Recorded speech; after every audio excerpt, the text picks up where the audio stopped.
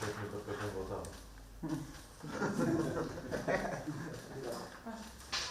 Sot edhe unë realizova të drejtën time për të votuar së bashku me familjen, këtu në vendvotimin në fshatin Selc. Uroj për një proces të mbarë, të qetë dhe demokratik. Njëkohësisht ju bëj thirrje të gjithë qytetarëve për një dalje sa më masovike, sepse çdo votë është shumë e rëndësishme për të ardhmen e qytetit tonë. Gjithçka ka shkuar mbarë, nuk kemi ndonjë informacion për ndonjë problem zgjedhor. Kështu që shpresoj që edhe deri në përfundimin e procesit zgjedhor të shkojë gjithçka mbarë.